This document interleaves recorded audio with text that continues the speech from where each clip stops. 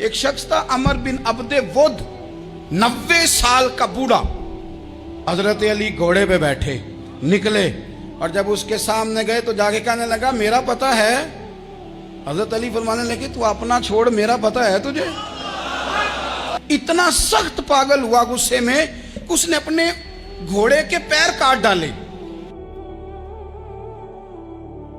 ایک موقع پر نبی پاک صلی اللہ تعالی علیہ وسلم نے ارادہ فرمایا کہ حضرت علی کو اپنا نائب بنا کے مدینہ منورہ میں چھوڑ کے جایا جائے۔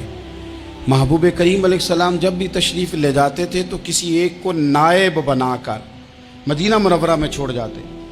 حضرت عبداللہ ابن مختوم رضی اللہ تعالیٰ عنہ کو بھی ایک دفعہ حضور چھوڑ کے گئے تو ایک جنگ کے موقع پر محبوب نے حضرت علی شیر خدا سے کہا کہ آپ کو میں اپنا نائب بنا کے یہاں چھوڑ کے جاتا ہوں۔ یہاں لوگ جان چھڑاتے ہیں، کام کا جب وقت آتا ہے، میدان میں نکلنے کا وقت آتا ہے تو جان چھڑاتے ہیں، اور وہ کہتے ہیں کہ باقی سارے کام لے لو، جب وقت مشکل آئے تو پھر ہمیں کام نہ بتاؤ۔ اب مشکل وقت ہے، جہاد میں جانا ہے۔ حضرت مولا علی شیر خدا کرم اللہ تعالی وجہہ الکریم کو حضور نے فرمایا کہ اس دفعہ میرا ارادہ بنا ہے کہ تمہیں چھوڑ کے جاؤں۔ تو حضرت علی کو چھوڑ کے جایا جا رہا ہے، ان کو مدینے میں رہنا ہے، میدان میں نہیں جانا۔ عام آدمی کتنا پسند کرتا ہے کہ میں آرام سے رہوں گا، لیکن حضرت علی کو اتنا شوق تھا میدان جہاد کا، اتنی تڑپ تھی ان کے دل کے اندر کہ عرض کرنے لگے یا رسول اللہ صلی اللہ تعالی علیہ وسلم، رو پڑے، کہنے لگے حضور ساری دنیا میدان میں جہاد کرے گی اور میں یہاں عورتوں اور بچوں کے پاس رہوں گا، میں یہاں عورتوں اور بچوں کے بیچ وقت گزاروں، حضور مجھے لے کے جائیں۔ تو وہاں بھی حضور نے محبت کی بات سمجھائی، فرمایا علی جب حضرت موسیٰ کوہ طور پہ گئے تھے تو اپنے بھائی جناب ہارون کو چھوڑ گئے تھے، تو تم بھی تو میرے لیے اسی طرح ہو نا جس طرح موسیٰ کے لیے ہارون تھے۔ لیکن فرمایا یہ یاد رکھنا میرے بعد نبی کوئی نہیں، حضرت موسیٰ بھی نبی ہیں اور جناب ہارون بھی نبی ہیں علیہم السلام، لیکن وہ انہیں چھوڑ کے گئے تھے، میں تمہیں چھوڑ کے جا رہا ہوں۔ کہ ایک بات اپنے ذہن کے اندر بٹھانا کہ میرے بعد کوئی نبی نہیں آئے گا۔ تو عزیز بھائی، حضرت مولا علی شیر خدا کا جذبہ جہاد، اچھا پھر میں نے دیکھا ہے جس زمانے میں میں اور آپ رہ رہے ہیں، اس زمانے میں لوگ کمزور ہوتے جا رہے ہیں نفسیاتی طور پر، ڈری ڈری سی باتیں لوگ کرتے ہیں، سہمے سہمے سے جملے بولتے ہیں، اور یہ ہر بندے کا اپنا الگ ڈر ہے۔ دانشوروں نے لکھا ہے کہ غریب آدمی کا ڈر تھوڑا ہوتا ہے اور جو اونچے عہدے پہ چلا جائے اس کا ڈر، یعنی زیادہ ہاتھ اپوزیشن کے نہیں بندے ہوتے، حکومت کے بندے ہوئے ہوتے ہیں۔ لوگوں کو ساتھ لے کے اپوزیشن نے نہیں چلنا ہوتا، حکومت نے چلنا ہوتا ہے۔ تو حکومت میں جب لوگ ہوتے ہیں تو ان کے اندر کمزوری آ جاتی ہے، جب آپ بڑے عہدے پہ چلے جاتے ہیں تو آپ کی مجبوریاں بھی بڑی ہو جاتی ہیں، ہر آدمی کہیں نہ کہیں کمزور پڑتا ہے۔ اور ہمارے ہاں تو لوگ ذرا بیمار ہو گئے تو گئے، اور آج کل جو سب سے بڑا مسئلہ ہے وہ یہ ہے کہ لوگ کیا کہیں گے، اور لوگوں نے بڑے بڑے لوگوں کو پاگل کر دیا ہے، بڑے بڑے لوگوں کو۔ ہمارے علماء نے ایک بات لکھی ہے کہ ایک دفعہ نا ایک استاد صاحب سبق پڑھانے کے لیے آئے تو طالب علموں نے ارادہ کیا کہ آج استاد جی کو بیمار کرنا ہے۔ یہ جو آپ کے مشیر ہوتے ہیں نا ارد گرد، ان کی پڑتال بھی بڑی ضروری ہوتی ہے کہ یہ خبر کون سی لے کے آ رہے ہیں اور یہ کس طرح سے گائیڈ کر رہے ہیں۔ ہمیں تنقید کرنے والا بندہ اچھا تو نہیں لگتا، لیکن تنقید کرنے والے جو ہوتے ہیں وہ ہمیں نکھارتے ہیں، وہ ہماری کمزوریاں جو ہمارے اپنے نہیں نکال سکتے وہ نکال کے ہمیں بتاتے ہیں کہ تم یہاں کمزوری کر رہے، اس کا نفع ہوتا ہے۔ طالب علموں نے ارادہ کیا ایک دفعہ، یہ ہم جو اتنی زیادہ توجہ کرتے ہیں نا لوگوں کی باتوں پہ، لوگ کیا کہیں گے، میں کئی دفعہ دوستوں سے عرض کرتا ہوں زیادہ وضاحتیں نہ دیا کریں، زیادہ وضاحتیں دینے سے بھی بندہ کمزور ہو جاتا ہے۔ ہر وقت کا انداز وضاحتوں کا اور ہر وقت دفاعی محاذ پہ نہیں کھڑے رہنا چاہیے۔ وہ ارادہ کر لیا لوگوں نے، طالب علموں نے، کہ استاد جی کو بیمار کرنا ہے، تو استاد صاحب چنگے بھلے اچھے بھلے صحت مند آئے، کلاس میں داخل ہوئے تو پہلا شاگرد کہتا ہے استاد جی خیر ہے، آنکھیں بڑی سرخ ہیں۔ میں چل دوڑ جا بیوقوف آدمی، میں بالکل ٹھیک ہوں، چل کلاس میں بیٹھ چل۔ تھوڑا سا آگے گئے تو دوسرا شاگرد، انہوں نے اب 10-15 نے ارادہ کیا ہوا تھا، دوسرا کہنے لگا خیریت ہے، بڑے کمزور کمزور لگ رہے ہیں۔ اس نے کہا میں بالکل ٹھیک ہوں، کمزور کا چل دوڑ جا اپنا کام کر۔ وہ تیسرے کے پاس گئے تو کہنے لگا استاد صاحب خیر ہے، آپ کے تو مجھے ہاتھ بھی کامتے دکھائی دے رہے ہیں۔ اس نے کہا اچھا واقعی۔ اب چوتھے نے بھی یہی بات کی، پانچویں نے یہی بات کی، تو آدھا گھنٹہ گزرا تو استاد جی کو سچ مچ بخار چڑھ گیا، وہ چھٹی پہ چلے گئے۔ کیوں؟ باتوں پہ توجہ ہے نا، لوگوں کے سامنے ہم लोगों की बातों के मुताबिक अपने मामलात को तरतीब देते हैं ना। कुछ लोग सोशल मीडिया देख के नज़रिया कायम करते हैं, कुछ हवा देख के नज़रिया कायम करते हैं। वो कायदे आज़म मोहम्मद अली जिन्ना की एक बात नहीं भूलती कि उन्होंने कहा था, हिंदू लीडर जो था जिसको लोग गांधी कहते थे, उससे कहा था तेरी और मेरी सियासत में फ़र्क है, तू लोगों का रुझान देख के फैसला करता है और मैं, कायदे आज़म कहने लगे, मैं फैसला करके लोगों का रुझान उधर कर दिया करता हूँ। ये कमाल होता है किसी शख्स का कि उसका अपना नज़रिया गालिब आए, बजाय इसके कि वो देखे आजकल लोग क्या कह रहे हैं तो लिहाजा मैं उस तरह का ढल जाऊँ। लोग तो एक वक्त के लिए कुछ कहते हैं, फिर अगले 4 घंटों में कुछ और कहते हैं। हज़रत मौला अली के मिजाज में इस्तकामत है, और जो लोग जो बहुत ज़्यादा प्रोपेगेंडा करते हैं और बहुत ज़्यादा किसी के बारे में बात करते हैं, उनका वो मिजाज नहीं, उनकी वो तबीयत नहीं, वो अपने हिसाब से फैसला करते। एक शख्स था अमर बिन अब्दे वुद, 90 साल का बूढ़ा, लेकिन जब तलवार लेके मैदान में आता था तो 1000 आदमी के मुकाबले में लड़ता था। और लोग जगह जगह ये कहते थे, तू तो इस तरह है जिस तरह अमर बिन अब्दे वुद लोगों को डराता है, तो उस तरह हो गया। ये उसके इर्द गिर्द के लोग उसकी मिसालें देते थे। जंगे खंदक जब हो रही थी तो ये मुकाबले में आ गया, तो हज़रत अलीउल मुर्तज़ा शेर खुदा करमल्लाहु ताला वजहुल करीम भी तशरीफ़ फरमा थे। अब पूरे अरब के अंदर इसके बारे में ये कहा जाता था कि उससे ना लड़ो, वो तो खूनखार है, वो तो दरिंदा है, वो तो जंगली शेर की तरह आता है, वो तो काट खाने को दौड़ता है, उससे कौन लड़े। एक ख्याल था। और वो प्रोपेगेंडा बाज़-ओ-क़ात इतना ज़्यादा किसी के बारे में होता है कि मैं, बच्चे लोग आते हैं ना बच्चा दम कराने के लिए, तो कहते हैं पीर साहब बड़ा ज़िद्दी है, किसी की बात नहीं मानता, बाकी बच्चे ठीक थे, ये तो बड़ा ही नालायक निकल आया है। तो मैं कहता हूँ कि आप इसके सामने ये वाली बातें ना करें, ये पक्का हो जाएगा कि मैं ज़िद्दी हूँ।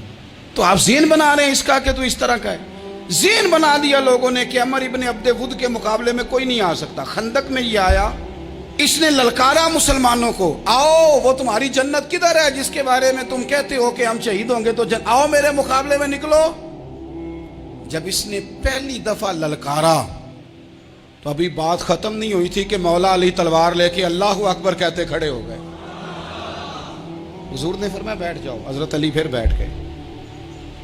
वो फिर पुकारा, उठो कोई मेरे मुकाबले में, तो मौला अली शेर खुदा फिर खड़े हो गए, फिर खड़े हो गए। हुजूर ने फरमाया बैठ जा। एक शख्स ने कहा अली ये अमर बिन अब्दे वुद हैं। फरमाया मुझे पता है। नहीं समझे आप बात, मैं आपको समझा के लाया हूँ पीछे से कि प्रोपेगेंडा करते हैं ना लोग, हो आगे ना जाना, यहाँ करंट बड़ा ज्यादा है, वोल्टेज बड़े सख्त हैं, तू आगे ना बढ़ना। भाई क्या हो जाएगा, उठ बांध कमर क्यों डरता है, फिर देख खुदा क्या करता है। हजरत अली तीसरी दफा उसने कहा ना है कोई, तो हजरत अली फिर उठे।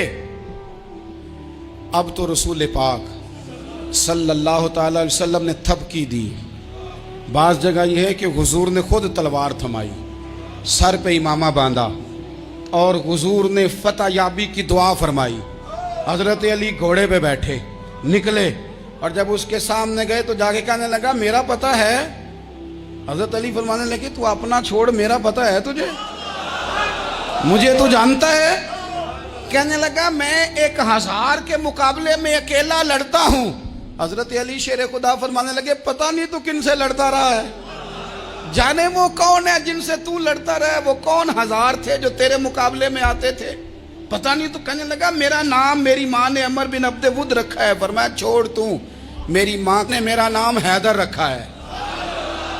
कहने लगा तेरी उम्र छोटी है, कोई बड़ा ला। फरमाने लगे ये तो जब हंजे में पंजा मिलेगा तो पता चलेगा उम्र किसकी छोटी है। अभी तू कहानियों से मुतासर करना चाहता है, तू चाहता है कि तू प्रेशर डाले और मैं तेरी बात सुनूं, तो मुकाबले में आ, डींगे ना मार, कहानियां ना सुना। दीवारें हिलती रहती हैं और दर कांप जाता है, अली का नाम सुन के अब भी खैबर कांप जाता है। तू मुकाबले में आ, तू बातें बना रहा है, कहानियां सुना रहा है। वो कहने लगा तू बच्चा है, मैं चाहता नहीं तेरा खून बहाऊं। तो हजरत अली कहने लगे मैं बड़े दिन से परेशान हूं कि किसी बेईमान का खून बहाया क्यों नहीं, मेरा बड़ा दिल कर रहा है तेरा खून बहाऊं। उसने बड़ी जोरदार ज़रब लगाई, गुस्से में इतना पागल हुआ, क्योंकि उसके बारे में मारूफ था कि वैश्य मिजाज आदमी, इतना सख्त पागल हुआ गुस्से में, उसने अपने घोड़े के पैर काट डाले। पहले तलवार घोड़े को दे मारी, اس کو کاٹ کے دوڑا. یہ کیوں کرتے تھے لوگ؟ عرب کے لوگ اس وقت یہ کام کرتے تھے کہ ہم نے گھوڑا ہی مار ڈالا ہے تاکہ ہم بھاگ نہ سکیں. کہتے ہیں نا کشتیاں جلا دی ہیں کہ اب واپس جانے کا راستہ ہی بند ہو جائے. گھوڑے کے پیر کاٹ ڈالے کہ بھاگنا نہیں. اور بڑی زور سے اس نے ضرب لگائی حضرت علی پر. حضرت علی نے جب روکی تو وہ ڈھال ٹوٹ گئی حضرت مولا علی کی, اور آپ کے امامے کو اس کی تلوار بھی لگی. آپ نے فرمایا دکھا لیا تو نے زور, اب میری باری ہے. حضرت مولا علی شیر خدا کا قد بظاہر چھوٹا تھا.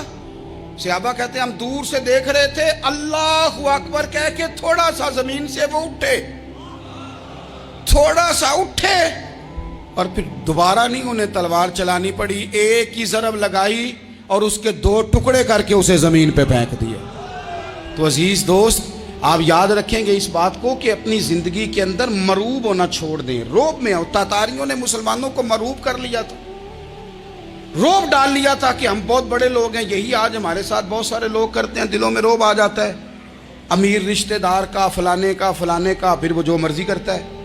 تاتاریوں کی ایک بی بی وہ کیا کرتی, وہ 9-10 مسلمان نوجوانوں کو سڑک پہ کھڑا کر جاتی. کہتی ادھر کھڑے ہونا, میرے آنے تک ہلنا نہ. جوان ہے لیکن روب ہے نا کہ یہ بڑے وحشی ہیں. اکیلی بی بی اندر جاتی, تلوار لے آتی, اور وہ کھڑے ہیں, وہ بھاگے بھی نہیں, اتنا ڈر گئے, ٹانگیں کانپ رہی ہیں, بھاگنے کی بھی جرت نہیں کر رہے. تسلی سے گئی ہے, تلوار لے کے آئی ہے, اور اس نے 9 جوان مسلمانوں کے گلے کاٹ دیے. اس روب سے نکلیں باہر. نوجوانوں سے کہتا ہوں نکلو. اور جن لوگوں نے دنیا میں انقلاب برپا کیا وہ غریب گھروں کے تھے. وہ لوگ تھے کہ جو بظاہر کسی بڑے قبیلے سے نہیں تھے. ہم محنت کریں, تعلیم حاصل کریں, جد و جہد کریں, مشقت کریں, اپنی زندگی میں کچھ مقاصد کے حصول کے لیے آگے بڑھیں. اور اگر آپ کہیں کہ دائیں بائیں میرے فلاں آدمی مجھے یہ مشورہ دے رہا ہے, تو کچھ لوگ دنیا میں باتیں کرنے آئے ہیں, انہوں نے باتیں کرنی ہیں اور بڑا فائدہ ہوتا ہے. ان کو باتیں کر لینے دیں, ان کو کرتے رہنے دیں. کام کرنے والا بندہ کام کرتا ہے اور کرتا ہی چلا جاتا ہے, وہ منزل تک پہنچ جاتا ہے. تو حضرت علی کے مزاج میں دلیری ہے, ہمت ہے, ایک بات. اور دوسری بات دانائی, حکمت. یہ جو ہمارے فیصلے ہیں نا جذباتی, اور جناب آج فلانے نے یہ کہہ دیا تو میرا پروگرام یہ بن گیا, تو پھر کل کسی نے اور کچھ کہہ دیا تو میرا پلان اور بن گیا. میں سب سے زیادہ ان لوگوں کے حق میں پریشان ہوتا ہوں جو سویرے کچھ اور کہتے ہیں, دوپہر کو کچھ اور کہتے ہیں, شام کو کچھ اور کہتے ہیں. بھئی آپ کا کوئی نظریہ ہونا چاہیے, کوئی ویژن ہونا چاہیے زندگی میں, آپ کے اندر کوئی حکمت اور دانائی ہونی چاہیے. اس کے لیے کیا کرنے کی ضرورت ہوتی ہے؟ اس کے لیے ضرورت ہوتی ہے کہ آپ کا ذہن ایک طرف ہو. میرے اسا فرمایا کرتے تھے زندگی میں ایک کام کر لو پر صحیح کر کے کر لو. ہم نے تو سارے کام کرنے ہیں. آج کل ہر بندہ صحافی ہے, ہر بندہ تجزیہ نگار ہے, ہر بندہ سیاستدان ہے, ہر بندہ ہی مفتی ہے, ہر بندہ ہی جناب واعظ ہے, ہر بندے کے پاس ہی کچھ مسئلے. اس کا نقصان یہ ہے کہ کسی کے پاس بھی کچھ نہیں. وہ کسی درویش نے کہا تھا کہ جب سب لیڈر ہوں تو سمجھو کوئی لیڈر نہیں, کیونکہ سارے جو لیڈر ہو گئے. میرے عزیز, ایک طرف ذہن کو رکھیں اور اپنے اس کام میں کمال پیدا کریں. حضرت مولا علی شیر خدا کو اللہ نے حکمت دی تھی. نبی پاک صلی اللہ تعالی وسلم کے صحابی حضرت عبداللہ ابن مسعود رضی اللہ تعالیٰ عنہ فرماتے ہیں, امام ابو نعیم نے لکھا ہے کہ حضرت عبداللہ ابن مسعود فرماتے ہیں نبی پاک صلی اللہ علیہ وسلم نے فرمایا اگر حکمت کے 10 حصے کیے جائیں نا, دانائی کے 10 حصے کیے جائیں, تو اس میں سے 9 حصے اللہ تعالیٰ نے حضرت علی کو عطا فرمائے ہیں, اور ایک حصہ باقی لوگوں کو ملا ہے. دانا تھے, معاملہ فہم تھے. کچھ بندے بڑے منافق قسم کے تھے, تو حضرت علی آسان ہو گئی, تو وہ حضرت مولا علی شیر خدا کے پاس آگے, اذان ہو گئی, حضرت علی نے جماعت کرانی. ان کا خیال تھا کہ آج ہم نے جماعت لیٹ کرانی ہے کسی طریقے سے. ہم چونکہ زیادہ باتیں, میں دوستوں سے کہتا ہوں بہت زیادہ خبریں نہ دیکھا کرو, بہت زیادہ بھی چیزیں نہ سنا کرو. آپ تو میرے بھائی موبائل کے اندر چلے جائیں گے, پھر باہر کی دنیا تو اور ہے. تو تھوڑا باہر بھی نکلیں تصویروں سے, تھوڑا باہر بھی آئیں, دیگر معاملات بھی دیکھیں. ہمیں بڑے بڑے اچھے لوگ زندگی میں مل جائیں گے, لیکن ہم ان کے قریب نہیں جاتے. ہم دیکھتے نہیں کہ اصل بات کیا ہے, سنی سنائی چیزوں پر زیادہ گمان کرتے ہیں. اب حضرت علی چونکہ بڑے دانا تھے, مسلح پہ بڑھ رہے ہیں, جماعت کھڑی کرنی ہے, اللہ اکبر کہہ رہے ہیں. بندوں کا خیال تھا نماز لیٹ کرانی ہے. نے فٹافٹ حضرت علی سے کہا کہ حضور ذرا وہ جانور تو بتائیے گا کتنے ہیں جو انڈے دیتے ہیں، اور ذرا وہ بھی بتائیے گا جو بچے دیتے ہیں۔ یہ ذرا اب کتنے کو بندہ جانور گنے، آہستہ آہستہ بندہ شمار کرے، ہو بکری جو ہے وہ بچہ دیتی ہے، مرغی انڈا دیتی ہے، اور گائیں جو ہے وہ بچہ دیتی ہے، اور بطخ جو ہے وہ انڈا دیتی ہے۔ بندہ تو یہ گننے لگ جائے تو حضرت علی شیر خدا یہاں ہاتھ ہیں، فرمانے لگے گھر جا کے گن لینا، موٹی سی بات بتاتا ہوں، جن جانوروں کے کان باہر ہوتے ہیں وہ بچے دیتے ہیں، جن کے اندر ہوتے ہیں وہ انڈے دیتے ہیں۔ اللہ اکبر، نماز کی نیت باندھ لی، تم گننا گھر جا کے۔ موٹی سی بات بتا دیتا ہوں، وہ صاحب کہتے ہیں میں حضرت علی رضی اللہ تعالیٰ عنہ کو الجھانے آیا تھا، میں خود بڑا الجھ گیا۔